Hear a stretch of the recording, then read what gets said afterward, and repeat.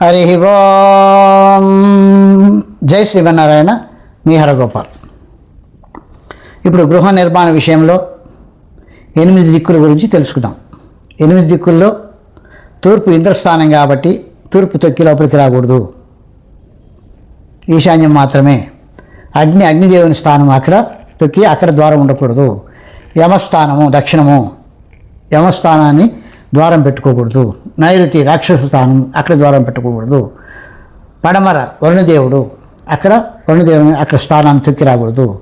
వాయువ్యం శ్రేష్టం, పశ్చిమ వాయువ్యం అంటే పడమర ఉత్తర మూల, పడమర సైడే పశ్చిమ వాయువ్యం శ్రేష్టం.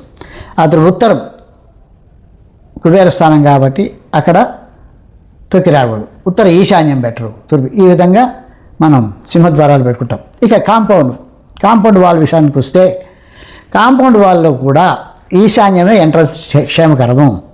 కొంతమంది ఏమంటారు, ఇల్లు కట్టుకున్నాము, మేడ వదిలేసినాము, అంటే వరండా వదిలేసినాము, ఉత్తరం ఎక్కువ వరండా వదిలినాము, ఆ తర్వాత ఆ సింహద్వారానికి నేరుగా మనం కాంపౌండ్ పెట్టుకుంటామంటే అది తూర్పు స్థానం అవుతుంది, ఇంద్రస్థానం అవుతుంది. కాంపౌండ్ మీ స్థలానికి ఇంద్రస్థానం, అది ఆ ఇంద్రస్థానంలో తొక్కి రాకూడదు. ఇంటికి ఈశాన్యం అయింది, అక్కడికి ఓకే, కానీ కాంపౌండ్ ఇంద్రస్థానం అయింది కాబట్టి అక్కడ తొక్కి రాకూడదు, అక్కడ కూడా ఈశాన్యం ఉండాలి. ముఖ్యంగా మీరు గమనించాల్సింది ఏంటంటే ఇంటికి కాంపౌండ్కి ఎంత స్థలం ఉండాలి అది కూడా తెలుసుకోవాలి. ఎలా? దక్షిణము 2 అడుగులు వదిలామనుకుందాం, ఉత్తరము 2 అడుగుల కంటే పైన ఉండాలి ఆ వరండా అంతా. దక్షిణము 2 అడుగుల లెక్కన ఎంత వదిలినామో, ఉత్తరం సైడు 2.5 అడుగు 3 అడుగులు ఉండాలి. 2 అడుగులో 1 ఇంచైనా ఉండాలి కనీసం లో భాగం.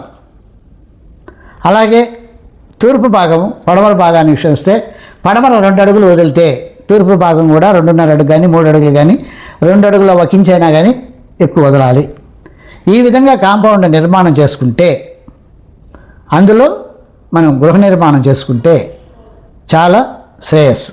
ఇప్పుడు నిర్మాణ విషయంలో కాంపౌండ్ వచ్చేసింది, గృహం వచ్చేసింది, అందులో ఎక్కడ ద్వారబంధాలు పెట్టాలో తెలుసుకున్నాము. ఆ తర్వాత బెడ్రూమ్లో ఎలా ఉండాలో తెలుసుకున్నాము. ఈ విధంగా చేసినటువంటి విషయానికి ఎలాంటి లోటు ఉండదు, ఎలాంటి ఇబ్బందులు ఉండవు. వాస్తు 100కి 100 సక్సెస్గా ఉన్నట్లే తెలుసుకోవాలి.